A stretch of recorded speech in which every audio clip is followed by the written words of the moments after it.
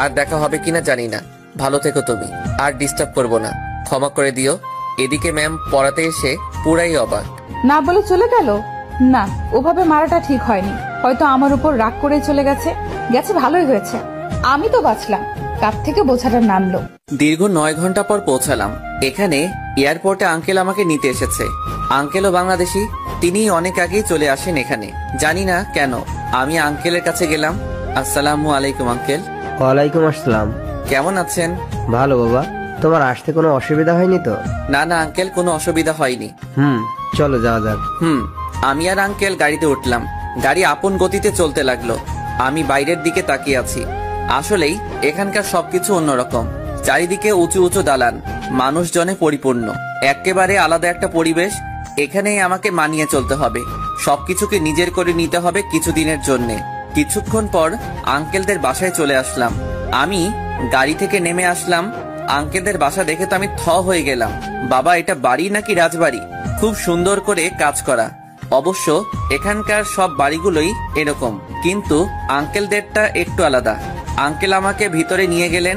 আমি ভিতরে ঢুকে আরো অবাক। এখানে মনে হচ্ছে সবকিছু সোনা দিয়ে তৈরি করা। চারিদিকে ঘুরে ঘুরে বাড়িটা দেখতে লাগলাম। একটু পর আন্টি চলে আসলো। আরে বাবা, তুমি এসে গেছো? জি আন্টি। কেমন আছো বাবা? এই তো আন্টি ভালো, আপনারা কেমন আছেন? আমরা ভালোই আছি। যাও, ওকে ওর রুমে নিয়ে যাও। আসো বাবা আমার সাথে। আমি আন্টির সাথে উপরে চলে এলাম। আমাকে একটা রুমে নিয়ে আসলেন। বেশ বড় রুমটা, সবকিছুই সাজানো গোছানো। আমাকে সবকিছু চেঞ্জ করে ফ্রেশ হয়ে নিচে যেতে বলল। আমি তাড়াতাড়ি ফ্রেশ হয়ে নিলাম। ফ্রেশ হয়ে নিচে চলে এলাম। দেখি সবাই আমার জন্য ওয়েট করছে। আসো বাবা, এখানে বসো।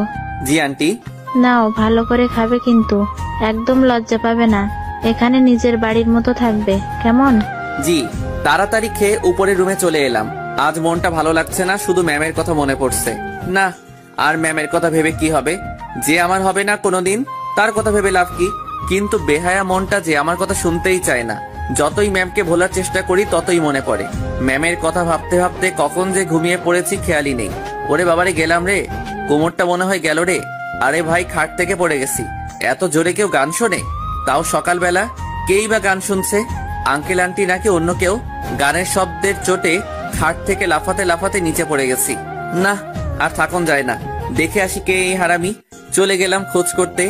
আমার স্বাদের ঘুমটাকে মাটি করার সাহস কার হতে পারে?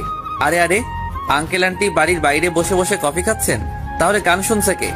আর তারা বাড়ির বাইরে বসেই বা খাচ্ছেন কেন? বাসায় তো জায়গার অভাব নেই। ডালমে কুচ কালা হ্যায়। না, আগে গানটা অফ করে আসি।